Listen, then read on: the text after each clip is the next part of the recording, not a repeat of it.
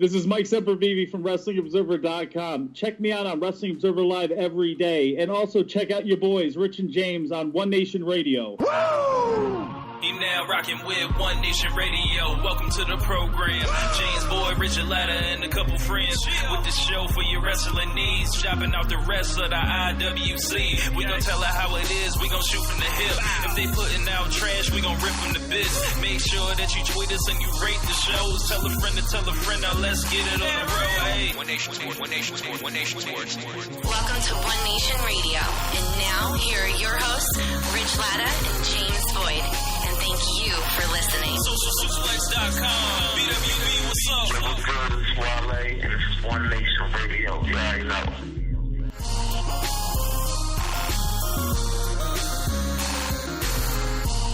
Welcome to the September 20th edition of One Nation Radio. James, what's going on, man?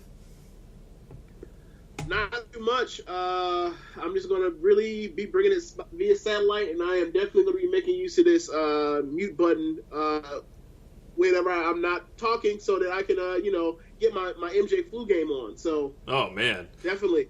Yeah, just make sure, with that, do I have to be like... It's not a hangover. It's not a hangover. I was going to say that, and do we have to, carry you to the bench, like Scotty in between takes? Yeah. What I prefer is I give my, I give 100% effort in a physically demanding sport while I was grueling, and then I can't walk off the court. I need assistance to walk off. It's very similar to when James Brown, when they brought the cape out for James Brown. Once that you saw the cape, he got weak. Yes. Once he saw the finish line, it was nothing left to give. Nothing else. Yep. Done. He gave everything he had. Oh man! Joining us today is I want to say the unofficial fifth member of the BWB, Simon Cotton. What's going on, Simon? I'll take that. Nothing much. Just trying to figure out why I'm still watching wrestling. Unfortunately. It's gotten that bad, huh? It's getting that bad. Oh, As man. I said, I went out on record and said 2016 was a terrible year for storylines. And y'all corrected me on a lot of ways and that stuff. No one's gonna be able to correct me about 2017 unless they somehow make 2018 worse. And knowing them, they probably will. The weird thing about this year is it's almost like as if they decided to. I mean, maybe this is from my perspective. I'm just looking at it. If you disagree, feel free to chime in. But normally we have a lull once we get to the fall and the winter. As far as storylines sort of thing. But this year was almost like the second WrestleMania, the second the summer started. It's almost like there was a second WrestleMania season in the entirety. Meaning once we got to the summer, once we got to June, July, they decided to do something, and it was sort of interesting. And then after SummerSlam, it was kind of it's almost like they're regrouping again. It's almost like now there's a SummerSlam season out of nowhere. There was a WrestleMania season. It's weird, because after WrestleMania, Jinder becomes champion. What the fuck is that? You have the freaking House of Horrors match. The other world title disappears off television. Yeah, and then we get it back, and a lot of that is based off of the Joe and Strowman match, and Roman Reigns almost murdering somebody. But then we get to SummerSlam, and it's okay, half a good SummerSlam. At least the back half was the good part. Cool. And then now it's we're trying to find our footing and what's going on, and now we're headed towards raw headbutts. All we doing is just that and doing big matches on every chance they get, stuff that should be on WrestleMania. Yeah, burning through WrestleMania matchups. I don't want to even know what WrestleMania 34 is going to look like. I can tell you what it's going to look like. It's going to look like Triple H, The Undertaker, John Cena. I know what it's going to look like.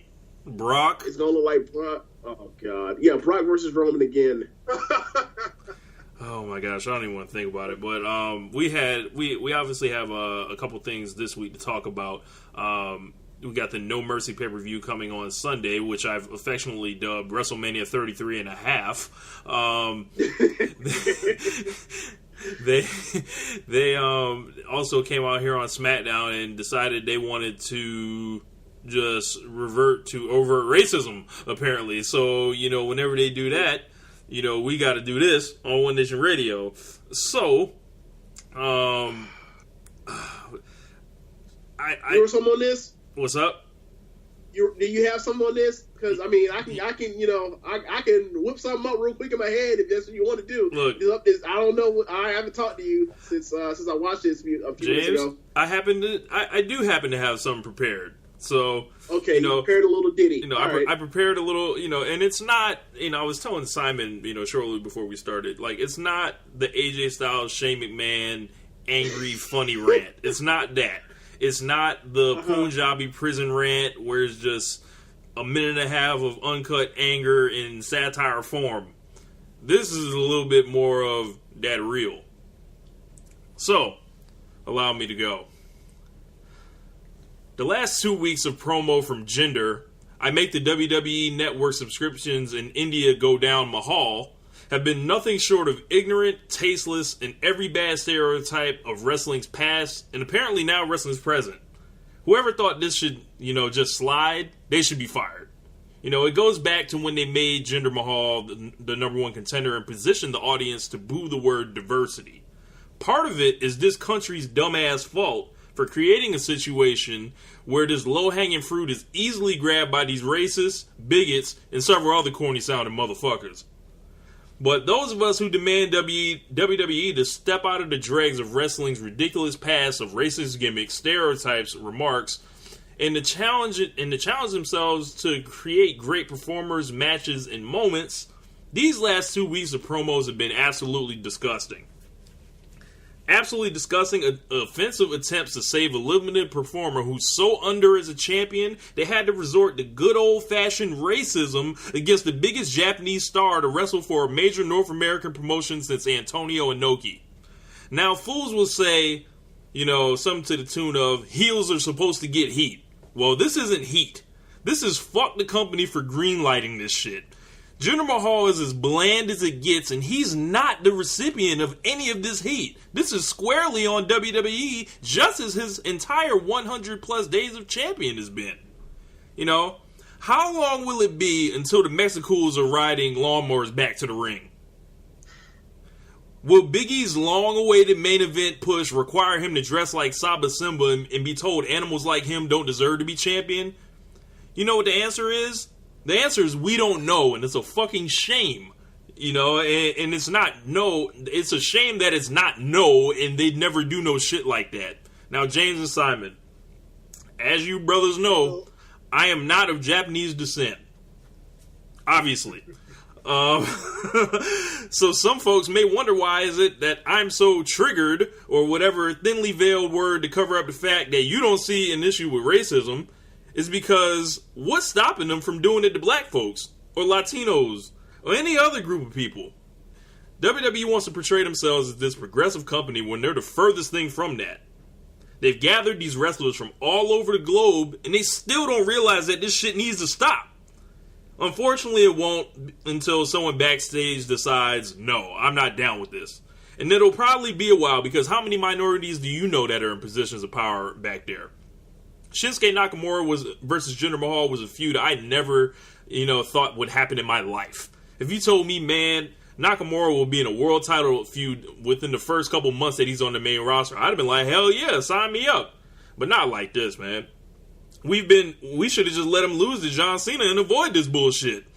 The King of Strong Style has been reduced to having racist jokes made about how he speaks a second language. Anyone opposing this is flat out wrong, and they know it. And y'all can challenge me in any comment section or come on the podcast to argue that bullshit perspective, and I will ether you promptly.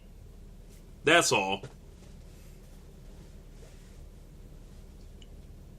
Well, okay, so one of the telling things about this is, I guess a lot of people sort of have, over the last week or two, especially last week because of the Miz thing and also more of the John Cena Roman Reigns thing, have wrote stuff along the lines of, it seems like the fourth wall is being shattered and everybody is, work shooting and, and everything, and there is no kayfabe. So, I'm calling it pipe bombs. Yeah. So you get to the point now where people have read those sort of things, sort of internalized it, and have taken it as, that is where it seems like they're going, or B, and it may just be, just an anomaly right now in the weekly episodic television. So you had the crowd that was, completely crickets quiet last week, except for the Godzilla joke. And you got is like a uncomfortable chuckle, which is still whatever. And then this week he comes out and he says the Mr. Miyagi line, and he said Rook. He said look, because whatever. So as soon as he said the Mr. Miyagi stuff and they start doing the crane kick thing, everybody starts and immediately goes and yells, "That's too far." The crowd chanted, "That's too far," as if to say, yeah, we know y'all are shooting on each other, y'all are doing all this work fake shit, but the crowd base said, no more, enough of this shit. These are the same people that are in crowds that will chant at the women in a six-way tag the night after WrestleMania 31, you suck, whatever corresponding male that person is dating on TV, in real life. Even those fucking Neanderthals thought, this is too far, this is bullshit, this is garbage, this is low rent, you're making me feel embarrassed to even come to this fucking show. You're the reason why, people like Brian Alvarez review all of these shows and then, go and hang out with their family and then literally, go and hide and not play the shit in front of their family because they realize how garbage it is. It's the reason why advertisers, anytime you hear anything about somebody's trying to start up a local show or whatever else and try to go to get some sponsorship, everybody's like, oh, wrestling? Nah. I'm good on, putting my name, my company's name on this shit because of the historical point after point after point after point after point after point after point after point of motherfuckers stepping over lines that don't need to be stepped over. And I saw it, and keep in mind, I watched this just literally an hour or two ago, and I looked at the thread and saw the Facebook thread and saw people say this is bullshit, this is garbage, fill in the blank, and I was like, damn, what happened? What did Jinder do? And then I see it, I was like, wow, this is terrible. And I am a person that believes that yeah, Jinder's whack, but whatever. He does. I'm relatively detached from the Jinder thing, aside from whenever he has the same exact fuck finish at a pay-per-view match. But this was just wow. So you decided to go with literally photo flip, the player hitters ball photo flip racism. This is really bad. I don't know what the hell they're doing. They should be ashamed of themselves. And this whole entire thing needs to be done with quick.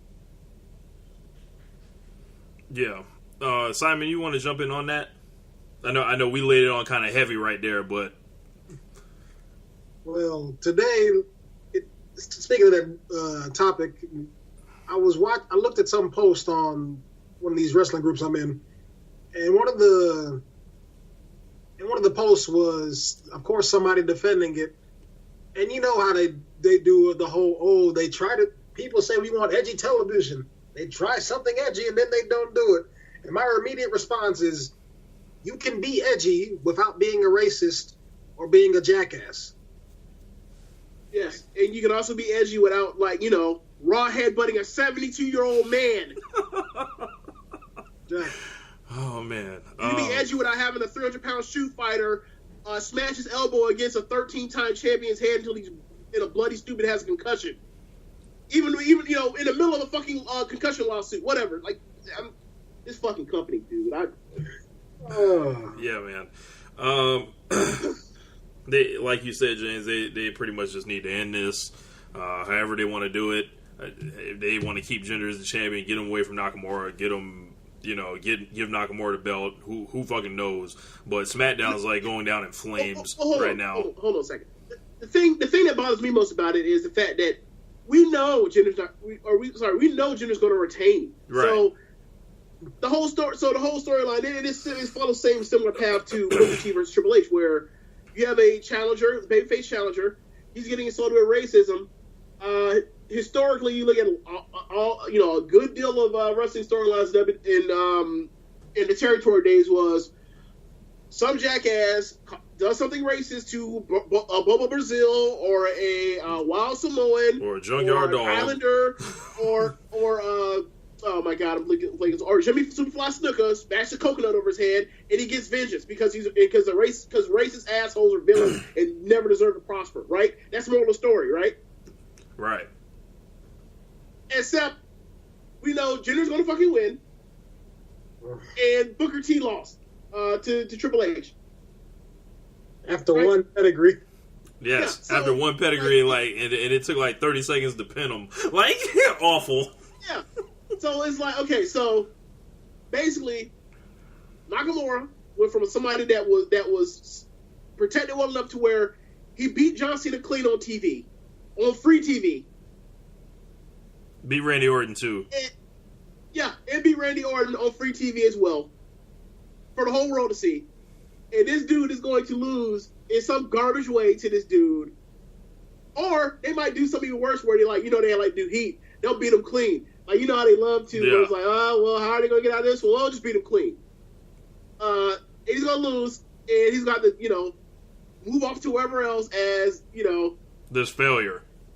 As a failure that like couldn't even get his heat back after being like insulted with racism. Like, it's just and then Jackass is gonna be like, you know what, Shinsuke Nakamura, he's just disappointed me. He's just underwhelmed. And then I'm just gonna like lose my mind and see red, essentially. So, oh man, yeah, enough reason not to watch SmackDown. So, oh man, yeah, SmackDown's like really. And the worst thing about it is, like, I enjoy this episode of SmackDown, like, everything made sense except for that shit. Like, all the sit-down interview thing. It's an albatross. It weighs everything down.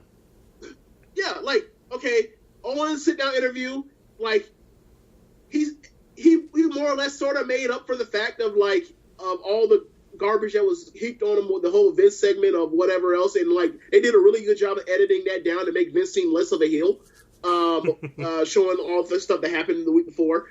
The Shane thing, is one of those Vince things where you say you got to make sure that you say you're going to send him to hell, of course, and you got to put emphasis on hell. You got to send him to hell. So yeah, so whatever. Charlotte came back. Charlotte, people always wanted to cheer Charlotte ever since she got put on SmackDown. She came back. People were happy to see her because of it means clearly like Ric Flair is doing better. People, she cut a babyface promo. She came out there and she won in the main event, and the crowd was more for the main event. What do you know? It's really fucking simple, isn't it? So, and then there were other things that I really enjoyed what they did with the tag team match to set up the commentary for the Usos and also setting up the possibility that there might be a heel turn with the Hype Bros. Mojo. I like that. I like that. But then you look and he's like, oh, great. So like you see all that good stuff, and then you see this Jinder thing, and first off, the Jinder thing happened. That was like the third segment of the show, or the fourth segment of the show. Yeah, they put it on at they put it on at like 8:40 or something. So they're like clearly hiding him. Like they're like a champion. They're usually going to put you in the first segment, the 9 o'clock segment, or the main event segment. Jinder doesn't get to go in those. No, he's just a fucking guy. Like whatever, man. All right, y'all can talk. I'm trying not to feud. Yeah, I'm just waiting for him to lose the title. And unfortunately, I feel like I'm going to be waiting until WrestleMania 34. Oh my gosh, I hope not. So besides that, anything else in SmackDown before we get on to No Mercy we want to touch on? I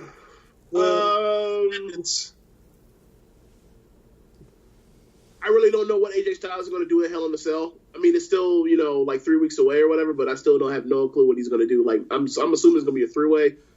Don't you feel bad for AJ Styles in 2017? Yeah, pretty much. Yep. So let's get to No. What's up? Excuse me. It's like this roster got Shelton Benjamin, it's got Sami Zayn, Ty Dillinger. Hell, you even got Dolph Ziggler. I wouldn't mind seeing those two wrestle for a quick second. You got 4 people who could put on some decent matches with the United States Championship. Do something with it. We're stuck watching him wrestle a dumpster fire. But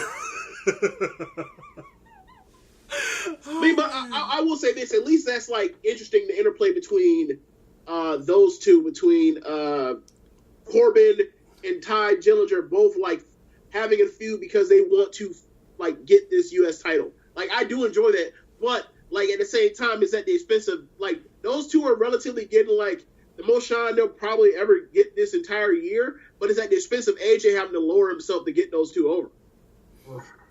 Yep. Like Ty, I don't know about getting Corbin over. Oh man. So let's talk about No Mercy. Let's run down the card. We can start right at the top. Brock Lesnar versus Braun Strowman for the WWE Universal Championship. These guys sat down on Monday Night Raw and they went ahead and had an interview. Heyman did a lot of the talking. Strowman equated himself very well. You know, the couple lines that he does have, he nails those shits. And Lesnar tells him he's taking him to Suplex City. So, gentlemen, we start with you, Simon. Like, what have you made of this build, and what do you think needs to happen? The build-up has been fantastic. Like, the dominant, like since SummerSlam, like the dominance Braun Strowman's been showing, the way he's been carrying himself and the things he's been saying and doing, is like, this is the perfect way to build somebody up as the next monster. And what needs to happen, without a shadow of a doubt, this needs to be a hard-hitting, just ball-to-the-wall fight, and it needs to end with Braun Strowman standing tall. Yes. And it's too bad that's not what's going to happen. Oh, man. Simon, do you see how hard I'm shaking my head? Yes, in affirmative view. Yes. James, it's the perfect feud, the perfect build-up. It's probably going to be a really good match. It's just going to have a fuck finish. Oh, man. Don't hurt me like that, Simon. Jeez. James, what you got on this? Is this... Okay. Is what they've done with Strowman since Great Balls of Fire, is this like the best thing they've done on TV? Is this better than Goldberg? Yes. Let me be frank. Hold on. Is it better than Goldberg before everyone got pissed because he beat Kevin Owens? Yes. Yeah, I'd say so. Yeah, it's been that damn good. It's been that good. Like, it's trying to think. When was the last time someone was WWE built somebody this well? As good as Braun Strowman. Oh, that's a good question. And it worked. Shield? And it worked. The Shield, I guess. Shield, Daniel Bryan. I don't, and they fought every step of the way against Daniel Bryan. The Daniel Bryan thing was a complete accident. Yeah. They never did it on purpose. Like, they never, like, their whole plan was for them to fuck him and then, like, move on. Like, it was never for him to actually become champion. And then the crowd basically said, we're not having it. It might have been Brock for WrestleMania 31 because, like, he went in, he looked like absolutely unbeatable by that point. Like, after he broke the streak. Oh, yeah, that was great. Well, not the tug of war thing. I'm talking about everything else with Brock Lesnar. Oh, shit. Tug of war. Yeah. God damn it. Yeah, the tug of war was so bad, though. We'll get to Roman Reigns in a second. Oh, yeah. We're gonna let Simon have the floor. He got something he want to tell y'all. But I think we're getting a new champion here. I think that something will happen. Like, it'll damn near be a Rocky 2 ending. Be like, wow, these dudes kicked the shit out of each other and Strowman just landed on top of them and got the pin. This is what I'll say. No matter what they do, regardless whatever have, given the time and the schedule that they have, there is absolutely no reason why Brock Lesnar or why Braun Strowman should not walk out Sunday as the champion. You have all this time to where, let's say, you can't, like, whatever excuse they kick up, it won't make any sense. Be like, oh, we can't have it interfere with WrestleMania. You want to keep Brock Lesnar strong or whatever else. You had him lose to fucking Goldberg a year ago. No one gives a shit. And he got his heat back by beating that man in a great fight in a 5-minute horse knockdown drag out battle. You can do the same exact thing. You can't say, "Oh, this will mess up the time frame for him to come back and be champion and then start to do the whole Roman Reigns thing." Look, you can have Braun win right now. You can have him lose it right back in Survivor Series, and you can have him lose his rematch at Royal Rumble, and then have Brock and then have plenty of time to be able to have the Braun and Braun versus whoever else at WrestleMania. And set up enough TV time, and then you'll still be able to do your freaking locked in stone, won't change for nothing plans of Brock versus Roman 2 Electric Boogaloo. Actually, Brock isn't even scheduled for the rest of this year, so they could have Strowman get a nice little reign going in, and then they could take the title off him in the new year. And yeah, some people are going to be mad about that, but I don't think that many people are going to be that upset if he loses at Royal Rumble. Well, my point is, ultimately, like, you can give him the championship, and you can have him have the title, and there's plenty of time for him to have a 100-day reign or whatever, or however many days you want to give him a substantial reign, and get the belt back to Brock to still do the thing still do the shit you want to do anyway. So there is no excuse to not have Braun win this thing. Like either you gonna make the dude, either you push this dude and you built him up for a reason, or you didn't. Yeah. Now, I personally am not a fan of this idea, but I feel like, anyone that listens to this show and, if they show it to anyone, someone's bound to ask, does Paul Heyman turn on Brock Lesnar in this scenario, do you guys think? Or is that, if you had to put a percentage on that, what would you say that would be at? I'd say 15. It's one of those things where, yeah, it could happen, but nah, I don't see it.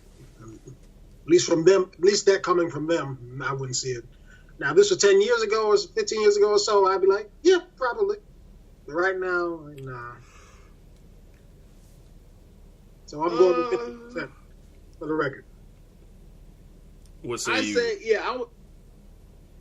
I would say something very low too. 15, 10%, because the same reason. Like, it would have made a bunch of sense if we didn't know what the end game was for WrestleMania. Like, if we had no idea what could possibly be the main event of WrestleMania, you could assume. I mean, the chance would be a lot higher. But now knowing that, like, they're set in stone. Like, you absolutely need Brock or Paul Heyman around Brock Lesnar to get over the promos for WrestleMania season. So, I just couldn't imagine it. I don't see it either. I still think Braun Strowman is your new WWE Universal Champion. You heard it here first on One Nation Radio. Yeah. I think he's going to win, too. He shouldn't. He's not going to win. I'm sorry. I know this company too well. He's not going to win. Yeah. Like Braun, like the dude is screaming in front of your face, this is the guy that needs to be the champion, for at least for right now. And you can figure the rest out later. Nope, not going to do it. The next feud, which also could have been the WrestleMania main event, John Cena. Hold on. So yeah, we have to set up the guy that Brock Lesnar pinned at SummerSlam. For the coronation at WrestleMania. Makes sense. Yeah. John Cena versus Roman Reigns, and I'm just going to hand this right to Simon, because Simon would like to tell us why he's done with Roman Reigns, and he's off that narcotic.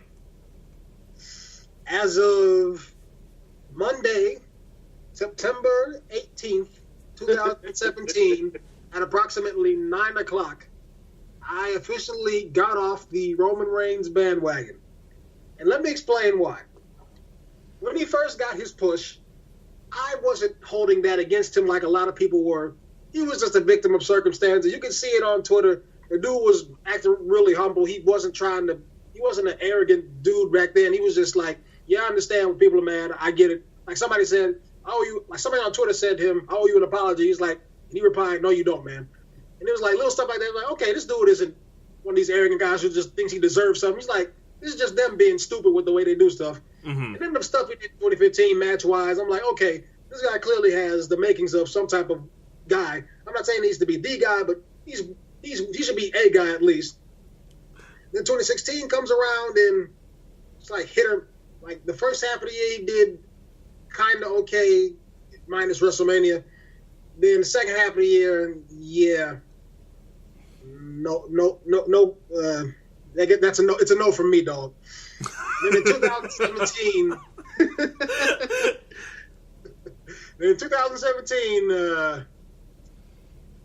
like up until from January to WrestleMania seasons, again, it's more of that hit or miss territory. And then I'm just seeing like his demeanor change and the way he does stuff, the way he's talking about things on Twitter is like he's coming at stuff like a lot more arrogant. The dude seems like a heel. He's acting like one, but he's not one, quote unquote. But he's got all these accolades: 3-time world champion, defeated The Undertaker at WrestleMania, member of the Shield, all this blah blah blah. Then we get to this feud with John Cena, And this is the first time that these two have stepped into the ring with each other, and Roman Reigns is at a certain level that John Cena used to be at. Like, Roman's becoming the guy, John Cena's been the guy. So it's like, okay, let's see what happens.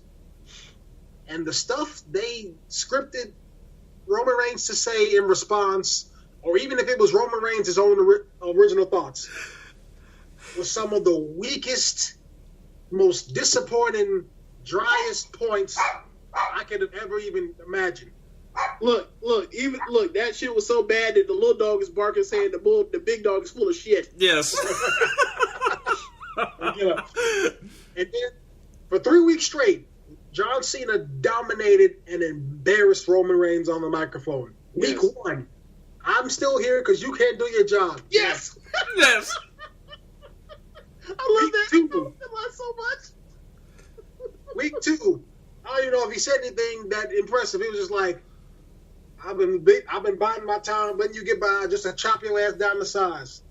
Week 3, consider me like a drug test. You ain't getting past me. Oh, man. And week 4 comes, and I'm reading the rumors, I'm reading the dirt sheets. It's like, okay, John Cena's going to be in China somewhere. Roman Reigns is going to get sent out to the ring. Now, in my mind, Roman Reigns has already lost. He's had 3 direct encounters, and it's like, okay, it doesn't really matter what he's going to say here. He kind of already lost because when he leave, when Cena leave, when Cena leave, right. Roman be talking again. We got mind control over Cena. It's like, yeah, 3 times to say it to his face. He couldn't do it. Oh, man. We get to day 4. We get to the 4th, the final showdown, or rather, what I'm trying to say, basically, is the last time for Roman Reigns to get a word in. And this man, once again, comes with an even weaker argument. Now, Bryan Alvarez and some other people have been giving him credit, said, "Oh, this is a good promo." It's like, no. That promo is good, but it's but the context of it, it's trash. Because, like Cena's been saying, that whole part-time argument, the whole Barry argument, it's been used multiple times, and better people have said it, and they've said it, and they've addressed it in a much better way. And then you look at Roman Reigns. 1 week he's saying, "Oh, you can't break into Hollywood. I know a guy." And the next week, Cena's not here because he's off in Hollywood. Being successful. Being too big for WWE. All right, we had some technical difficulties. You were saying, James, Cena was being successful. Yeah, and then he goes off and he's like, yeah, now you're just too successful for WWE. Like, which one is it? And like, is it Black Girls Boss or does Shorty owe you for ice? Like, which one is it, Nas? Is she 5'2" or 5'2"? Yes. Like, which one? Like, these are diametrically opposed beliefs. Is you finished or is you done? Yeah. And the worst part about it is he cuts a promo on something that Cena already like debunked on and said this and shouted down as being stupid. He's like, in the first time they start arguing with each other, he's like, "I'd be damned if I let some part-time barrier, take what I built or whatever." And then Cena says, "I'm still here because you can't do your job." That was the whole point of this. And then you still argue with the dude when he wasn't there. Like, so you're just shouting at the moon? You're howling at the moon? Howling at the moon. You're a dog. Hills a cloud. Oh, man. I don't think... And it was at that moment in that promo where I officially said, you know what? He's ruined. And if he wins this match at this Sunday, it's going to be worse. I got news for you. You know what? I'm picking John Cena to win. He better. Okay. He better. No. Better. Because how did they get another match out of this if Roman Reigns wins? I'm telling you, it's either the redemption storyline or they're retarded. The whole thing is this. They're stupid. This should be literally a one gap, like a once a month, one gap thing. This should take Cena off TV until WrestleMania season. That's what it should be. He still does do that Transform movie. That's why he's growing his hair out. Mm-hmm. So in theory, like, he's burying this dude because he knows he's not finna get his heat back. Like, that's why Cena's killing this dude like this. Yeah, that's a good point. All right, I'm not winning? All right. Okay. We about to let him have it. Yeah. I don't know when I'm going to be able to beat this man. Yes. Everyone gets it. Everyone. Look, they handed Roman Reigns the mic, and they were like going into a shoot promo battle with John Cena. This is finna be a breeze. No sir. Hold up right there, big fella. Look, the one thing that I will give Roman is that was not the most comfortable I've ever seen him in a promo. He knew where he was going with it. Like, he knew where to make the faces or whatever. So as far as execution standpoint, like, that's the best executed promo he's ever done that was extended for any amount of time. The problem was they gave him shit to expound or to spout out. So that's a problem. Like, that's a failure on the writing staff, not him. So that was essentially like. Go ahead. No, I'm saying, but if you somebody that were just holding on by a thread on the bandwagon, like Simon, like, hopefully eventually they'll turn it around, they'll get it together and pull their head out their asses, and they'll write this shit with Roman Reigns, and they'll write it off to the bank. That didn't do it for you. Like, so I understand where he's finally off the ship. I understand that. Well, I ain't gonna say ship. Where he's finally off the car. He's on the bandwagon. Oh man! And so basically, it's like someone with really good technique, like a boxer, for example. So he's throwing really beautiful punches, except none of them hit. That's what that last Roman Reigns promo was, huh? I said on Twitter that this final response from Roman Reigns was the equivalent of someone getting shot by bullets responding by shooting a water gun back. Jeez. No, you know what it is? You ever seen Harlem Nights? Yeah. Yes. So after all those big guns go off that Cena did, Roman Reigns brought out his little pea shooter and was like, "Pap!" Just a single shot. So, yeah, man. Hey, Rich. It's like bringing a knife to a gunfight, a pin to a chest. Just a line of fire with your thin ass vest. Bringing them boys and men. How them boys gonna win? This is grown man B.I. rolled him in the tree. Your reach ain't long enough. No, I just wanted to specifically use the part about the vest. I just wanted to use that part specifically because he actually does wear a vest. Yes. All I wish for now is we could go back in history, and when he said ticket sales are great, revenue was sky high, just the track goes, "We don't believe you. You need more people." Yes. No, the best part is this is actually John Cena at Summer Jam. They would have showed a picture from him taking a picture of like towards a hard camera where half the seats are empty. And he could have been like back when I was moving weight back in '88. You was a ballerina. I got a picture. I see you. It would have been like, "You don't believe it. You need more people." What about you selling out these tickets? This shit half empty. Yes. That's all Roman drapes. Oh man, yeah, man. Like, good God, like. I would love to hear the John Cena Roman Reigns diss track. Oh my gosh, it would just be incredible. Just give John Cena the takeover beat and just let him. I mean, all Roman Reigns gonna do is say "bitch" like 16 times. Oh, Big man. ass bitch. So let's talk about the match a little bit. Personally, I'm expecting nothing less than the WWE match of the year with these two. What's up?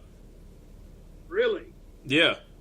Like these two are going to be they're going to pull out all the stops. They're going to get time. They're going to hit each other with everything under the sun. And, this could be, as you guys said, like, this could be the last time for a while that we see Cena in a high profile situation. And Cena, when he wants to do it, like, he doesn't fail on pay-per-view. Like, unless, they give him a flag match with weird rules and, Baron Corbin in the open match at SummerSlam and shit. As far as in-ring work goes, I'm expecting Cena Rock. Not the atmosphere, mind you, because, trust me, those people are probably going to boo both of them. But as far as match goes, it's going to be a good match. But overall, it's going to be, it was a good match. Nothing that special. That's what most people are gonna say about it. I tell you this right now: if they don't have security out here trying to grab, ready to apprehend beach balls, I don't know what they're doing. There will be somebody that will simply be like Roman Reigns versus John Cena. Fuck this match. I'm going to do anything I can to make sure this shit does not work. Wow. I'm going to distract the crowd. I'm going to shit this match. I might pull my dick out. Somebody is going to do something absurd to ruin this match. Somebody. It's going to be a stadium full of over 18,000 people. Somebody's definitely going to fuck this match up. Somebody. Michael's John Cena match from WrestleMania 23, and that random dude just jumps in the ring and shrieks. Bro, somebody jumps in the ring, bro. Foolish. We might be giving people ideas, man. I do not. Is anybody that's going to No Mercy in LA actually listen to this show? I mean, we got listeners in California, so we'll see. Okay, we'll do our part. Look, if you're listening to the show and you're going to No Mercy this Sunday, stay your dumb ass in your seat and don't act a fool. Hey, just go and talk like everybody else. Oh man! Alrighty, man. I think that's good enough for those two matches. Who do you guys think is gonna win? Roman Reigns. It's got to be Roman. Otherwise, Roman need to go ahead and enter in his ask for his release. I'm gonna go ahead and pick Cena. So he too can go to Hollywood. Yeah, yeah. He can graduate to that upper level. Oh, Jason Momoa, yeah. Yep. He can get to that. I don't know if you know this, or I don't know if Simon knows because I don't know if he's on the Instagram group, but the Instagram group with like Dylan and Omar and Ben and Jeremy and Rich and me and Josh. It used to be for the longest time it was called Aquaman Greater Than Roman Reigns, and then they wanted to change to Our Champion Suck. So yeah. It's been Our Champion Suck since essentially like since WrestleMania. Since Jinder. No, it says Jinder. No, it says Jinder. Yeah. Yeah, it says Jinder. Yeah. Then we've got a tag team championship match between the Shield guys and Cesaro and Sheamus. They've been doing a lot of excellent work, in the ring, just week to week, and they've thrown the club in there to kind of make sure these guys weren't pinning each other left and right. And and I think and I think these guys what they did at SummerSlam, they're ready to run it back again. And if you're Rollins, Ambrose, Cesaro, and Sheamus, and you saw what you guys did at SummerSlam, why do you think that you can't do better here? Yeah, I was definitely impressed by what they did at SummerSlam. I was not expecting as good as tag team matches we got. And as far as this match goes, I think they could definitely do a little bit better, step it up a notch or two, take another risk or so, something like that. I'm just waiting for them to do a Shield powerbomb about Roman Reigns to end the match. That's what I'm waiting for. Put somebody through a table or something. And I can't wait. And if this feud continues, I'm gonna need them to go to that extra level and at least carry this to TLC so they can do so we can relive some of that gold from that 2012 TLC match with Team Hell No and Ryback against the Shield. One of the best tag team matches I've seen, at least from that year I can remember. Yes, a TLC match where there was nothing to use the ladder for to grab to end the match. You had a TLC match that ended with pinfall. It was still one of the greatest debut matches ever. So I can't even knock it. But I was like, you think about it, you're like, wait, they did what? Yeah, this makes most sense. Yeah. What you got on this one, Jay? Yeah. I was thinking about this for a few weeks now, but I haven't really thought about forming into a thought to ask y'all, but or the group on Facebook. But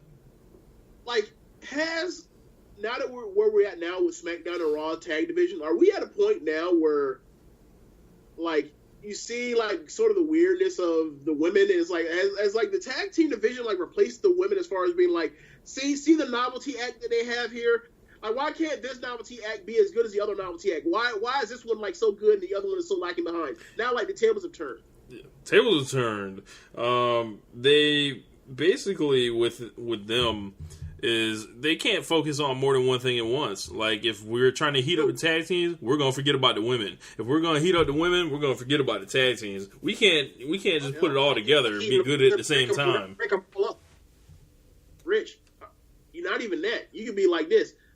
We have the tag title feud, and then we don't know what to do with anyone else after that. Or with the women, like you can say a lot about the women too, but at least right now, because the Hardys are so still like hot, like you can't even say that about like, oh yeah, there's only 4 teams worth of damn. Like there are honestly like 6 teams that are legitimately over right now. So the Hardys don't have a match scheduled. Yeah, they don't. We'll Crazy. see what happens with that. Like, 'cause, I mean, it should have been Jeff Hardy and fighting for the IC title again, but whatever. So who we got? Do we got Rollins and Ambrose dropping these shits back, or is Cesaro and Sheamus about to take this loss? Cesaro and Sheamus. No, Cesaro and Sheamus teased that they were the better tag team because they're closer. They've been through real battles, and the Shield will break up and be individuals again once they reach any adversity. So obviously the baby faces have to win, and then Cesaro and Sheamus need to split back up and start another best of 7. And this time there's actual finish, and this time the person that wins actually gets a title opportunity as an individual artist. They don't throw 2 guys together and force Cesaro to have to come save Sheamus. Yes. God, let's not remember that. They never clarify what title. I'm like, okay, a shot at what? That was the gag. Exactly. That was the gag right there. Yeah, it was one of those Vince McMahon specials of we're going to announce something big, but then like we don't actually have an end game of what the fuck it is, and then we come up to the show and we're like, Jason Jordan be Kurt Angle's black son. Mr. Krabs mean. They love that announcing shit to try to stoke interest and then not be able to pay it off with a damn thing worth. Just stop doing that shit. It's terrible. Stop. Edit that shit. Yes, edit that shit. I was thinking about that the other day, actually. So we got Finn Balor versus Bray Wyatt in a man versus man match. I think that's kind of what most of these matches are. But What? yes. So I don't know, bro. It's hokey. It's Balor and Wyatt just doing spooky shit. Y'all know I ain't into this. So It's a Bray Wyatt feud. Yeah. What else is there? Like, I honestly don't give a fuck. Finn Balor wins. So exactly what I'm going to do. When that comes on, I'm going to press the O button, the circle on my PS4 controller. I'm going to get out of the WWE network, and I'm going to go do something else for at least 6 minutes. 6 minutes? And if I come back and that match is still on, I'm going to go back out for another 6 minutes. Do something else. And I'm going to just keep repeating that cycle until that match is done. James? Damn. It's a Bray Wyatt feud. They are what they are. Like, what can I say about a Bray Wyatt feud in a pay-per-view match that hasn't already been said about Afghanistan? It's been bombed out and depleted. Yeah, man. They cloudy. They diamond's fake. It's all chipped up. Why is he still here?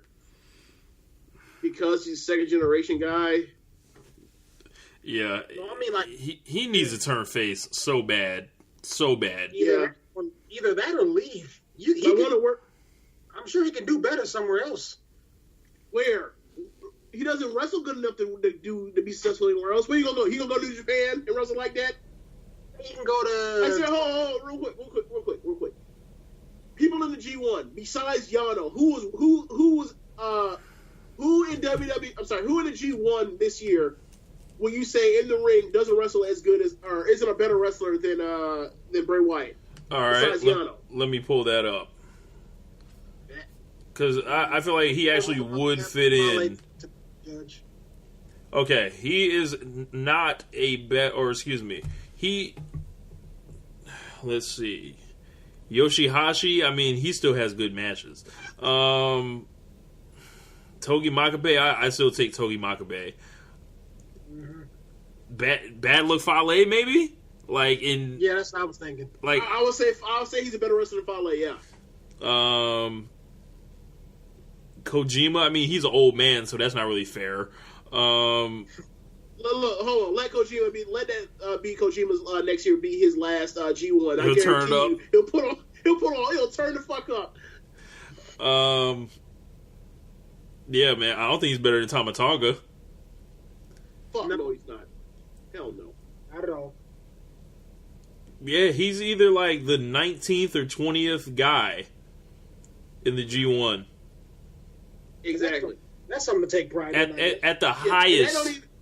At the highest, he's probably... Do you think he's better than Juice? No. No. At the highest, you could probably say he's 18. At the highest. Okay. All right, because he damn sure ain't better than Michael Elgin. Fuck no. So, all right, so you count that out, right? So that's not even including like that's not even including like the junior heavyweights like Kushida and like Ricochet. Yeah, and like Takahashi. Like no, and like hell, Bushi's better than him too. Who? Bushi. Oh yeah. Yeah, so no man, they love to give Bushi hell but say he's whack because he's not as good as like the other guys he's in the LIJ with, but still he's still better than him. So like, where could he go? You gonna go to Ring of Honor? He can go out there with Cody Rhodes. They're hiring just about everybody. I don't know what the hell's going on with them. Yeah, Ring of Honor will hire anybody. They'll hire me and you. He gonna go to TNA Impact / GFW. He probably linked in. He linked in second generation. He linked in. I mean, they're probably still on that hire everybody from WWE kick. Yep. Neville and Enzo Amore are wrestling for the Cruiserweight Championship. Enzo Amore was promptly destroyed by Braun Strowman this week, which led to thank you Strowman chants. If he beats Neville, I will lose my goddamn mind on this podcast next week. And it would not only bury the entire Cruiserweight division, it would be like, wow, Neville had this ridiculously pound for pound best year of anyone, and his reward is to drop the title to Enzo Amore. Yeah. What? Have any of you listened to the Simon Gotch interview about Enzo? No. I did. Like with that perspective in mind, it's like, wow, so this dude sucks because he wants to. What did he say? Basically, Simon Gotch was talking about Enzo, the way he grows up and like the territory he lived in. There's a plethora of wrestling schools, and he just refused to go to one, basically. And then his wrestling knowledge was just so crap that when they were talking about some story about Dusty Rhodes, he mistook one of the people being talked about for Sin Cara, whose name is Manny. You got to watch the clip. I'm not doing it justice. Yeah, like he basically said Enzo's one of them dudes. Manny Fernandez? I don't know. He basically was saying Enzo was one of them dudes like, man, Dusty Rhodes was my mentor. He was like my, pretty much Enzo is one of those guys that said he's like a huge student of the game, but he's not. Oh, okay. We saw that with that Cesaro. I will never be able to forget that Cesaro clip. Yeah. When you make Cesaro look like trash, you whack. Like, yeah. I mean, remember anybody, you can go on YouTube. It might be on YouTube or not. Or you go on the Facebook group. You can see, like, my old Rusev. You see the video package of him and Jinder, like, I don't know what the hell they were doing. They just it wasn't wrestling. Whatever the hell that was. It wasn't wrestling? Yeah. So, is there a single redeeming quality about Enzo Amore possibly winning the Cruiserweight Championship? Yeah, I mean, it'll be the death bomb that it finally deserves. Like, you make argument that he's the biggest, or not argument, like he's absolutely the biggest personality in the biggest star from the mic perspective, or whatever. As far as the main crowd, as far as thinking people are paying attention to people. My issue is like the bell rings, and then what the fuck do you have? So, an abortion. That sounds like an understatement. It's more like a stillborn than an abortion. But the problem is, how are you going to protect him to where like he doesn't like a complete novice versus the rest of the guys in the Cruiserweight division if you make him champion? I don't know how you do that. Yeah. Well, I mean, unless you can't turn water into wine either. So you tell me when you find out. Good point. The only thing they can do is turn him heel and then like make him absolute chicken shit that escapes all the baby faces and cheats and does everything, and which they'll be doing Jinder Mahal. Loses girlfriends to 18-year-olds. All right, so it's too wow. So, all right, it's 2017. It's almost 2000. We're getting closer and closer each and more in 2018. Here's my list of no more. Right, my list is no more caping up for Confederate statues. Yep. No more caping up for white nationalists. Right, and also another add to that. No more fake butts. No more fake booties. I'm done with that. Right. Nah, man. Like, I'm just nah. And also, what about eyebrows? No more chicken shit. Huh? What about eyebrows? Well, the braided eyebrow thing it looks like a terrible idea, but I'm less on the eyebrows, whatever. But another thing we added to that is no more chicken shit heels in WWE. I'm having enough of that. I'm tired of fuck finishes. I'm tired of motherfuckers hiding and running out and literally doing nothing for pay-per-view. I'm sorry, for basically doing absolutely nothing during matches, like, and running out. Like, that Alexa Bliss Nia match on Monday was fucking awful. Oh my god. Nah, man, I'm done with that. We off that. We got too much talent, we have too much talent for this to be happening. Nah, we done with that. It's a new day. Like, just like the dude said, it's a new day. Yes, it is. We ain't doing this no more. No more. We will not be oppressed. Like, there's a new sheriff in town. It's a new South. All that. North Carolina's moved to the front of the line. We ain't doing none of that no more. Nah, bro. Oh man. So we talked about it briefly, but the women, they have a fatal 5-way coming. It is Alexa Bliss versus pretty much everyone in the building that you can find except Mickie James. Alexa Bliss, Sasha Banks, Bayley, Nia Jax, and Emma. They went ahead and had Alexa Bliss and Nia Jax have this match on Monday where they went to commercial. They had Alexa Bliss run out of the ring, and they pretty much ended it as soon as it came back to pretty much hide the fact that these two weren't really built, for that type of heat like that. Dude, I wasn't ready for you to say everyone getting a title shot except for Mickie, bitch. I was in the middle. I had the mic on mute, and I was blowing my nose. And to wipe out my face fucking with you. Nah, man. It was really bad, and like I don't know how much of it was they think that these two are absolutely an awful idea together, and they're just not realizing it after they like practiced, went through the walkthrough of their match earlier in the day, or if they're trying to. And some people think this is the money match. Eventually, huh? Some people think this is the money match. No, but I'm saying, like, I don't know if they went through the walkthrough and was like, oh hell no, we can't do this, or if they were basically trying to protect the match by doing absolutely nothing so that like they can have the match on pay-per-view at a later date. But either way, like, get it the fuck off my TV screen because it's a waste of my time. Simon, what you think about that? About the Alexa Nia Jax or the overall match for No Mercy? The overall match for No Mercy on that. Oh God, where to begin? The Divas, excuse me, but it seems like Divas booking. The women's division on both shows have been atrocious, but this latest stuff on Monday Night Raw has been terrible. From Sasha Banks winning the belt to losing it back in like 30 days, and now we got to deal with Nia Jax turning on Alexa or whatever, and now Emma's thrown into the circle because God knows why, and now Bayley is randomly thrown back into the match. I'm not expecting anything good. There's a handful of talented individuals in this match, but I'm not expecting anything good. Bruh, I was just getting over the fact that Sasha had lost the title, and then you brought that shit back up. Why would you do that, man? Hey, the truth needs to be heard. The people deserve the truth. Bayley is back, James. Sorry? And wasn't that San Jose that she came out for on Monday? Yeah, that was her in San Jose. Yeah. And did the crowd go crazy or anything when they saw her?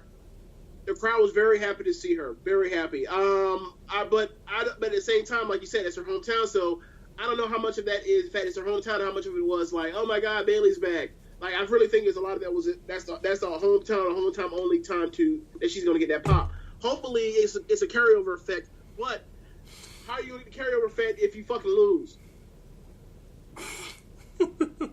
I have no idea what's gonna happen in this match. No idea. Like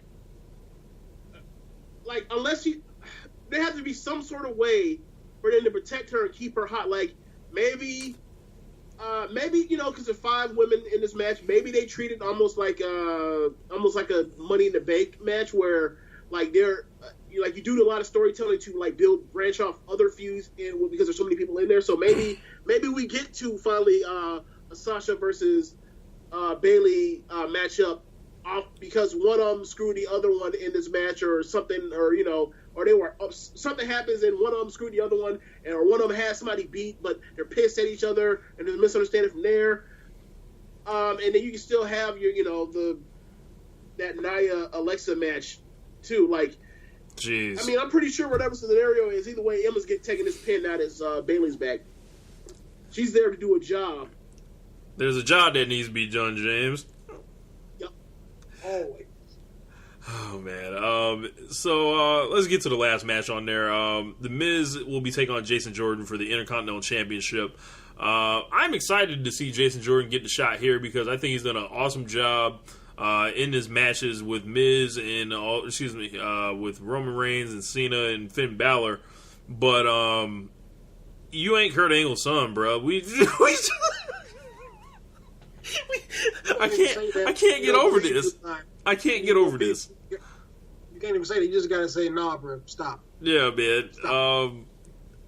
The Miz and Jason Jordan Intercontinental Championship. I think we get a title change here for no other reason than WWE is digging in even further with Jason Jordan than they might want to at this point. I think Dave Meltzer said it best on the last time I was listening to the Wrestling Observer Radio, where he said, like, in the ring wise, he's doing good, but this whole Angle family thing, nobody bought into, and the more they keep forcing that, the more people are just going to go, well, this is stupid. And that's what I think of this championship match right now, because it wasn't born out of anything genuine. It was born out of, don't talk about my dad, man. Don't talk about Kurt. Oh, right. Don't talk about Kurt. Now we got to watch this stupid thing play out. The thing hopefully is, the match is probably going to be good, but it's the storyline that's just got me going, oh, God. The thing is, I think the silliness could work. And I'll tell you why. They just need to make it silly. They need to treat it like it's an absolute joke that, like, oh, that these guys are, like, related or whatever. And they have to be like, kind of go wink, wink, nudge, nudge. This is fake. But, show them, like, just hanging out backstage. They're, like, not building any of the ground floor of why these two have a connection now. That we should give a fuck that, oh, that's your dad.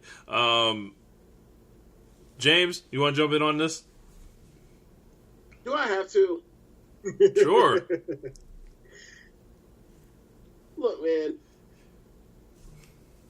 If this Jason Jordan thing did not happen, and we talked about this a few minutes ago about how, like, they planned something big for Angle to pop a rating, and it turned out that they just made this be the Jason Jordan thing. If Jason Jordan was not attached with this anchor around his legs, after the 2 matches he had, or 3 matches with Finn Balor a few weeks ago, John Cena the other week, and Roman last week, this dude will be well on his way. But because of this stupid shit, he ain't never getting over unless he can completely, like, drop it full stop and move on and, like, change his music, change his gimmick. Like, this is so bad, like, he can't wear the singlet no more. He got to come out. He got to come out in trunks now.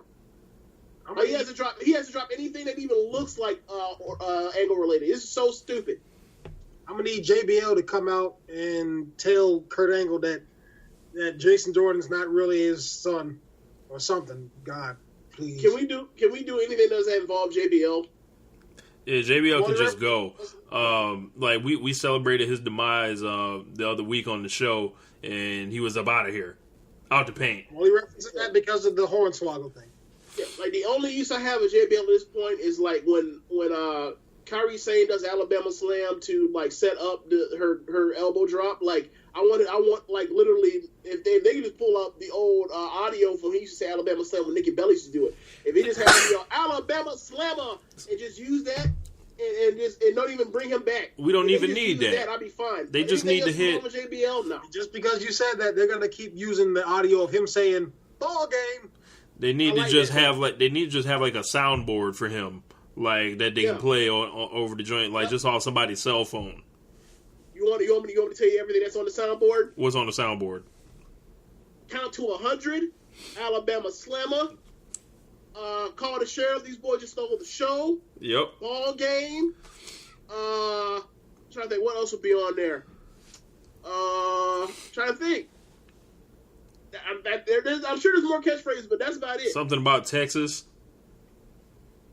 Something about Texas. Yeah, man. Like other than that, nah, we done with JBL. We off that. Yeah, man. But yeah, man. I think that's a kind of a good place to leave it. Not really sure too much what else we need to talk about here.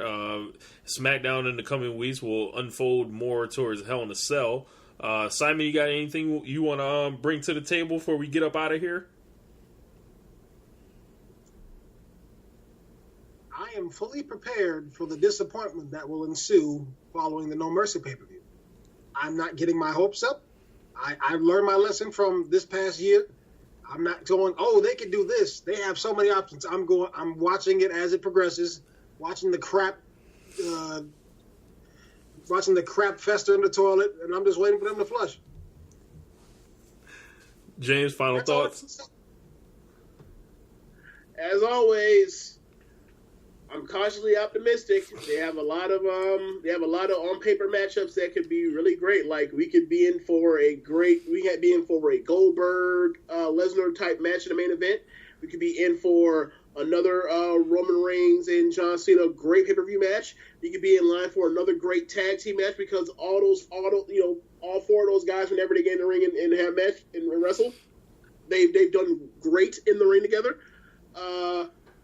We got three really good women wrestlers, and one that's competent and one that's can when they use her right, she can do a lot of impressive things. So they could, like with storytelling, they could execute a really good match, given the amount of people that they have. Like, I see why this pay-per-view could pay off and be really, really entertaining and worth my time. I'm not watching Saturday Night Football, and it could also not be good, but we'll see.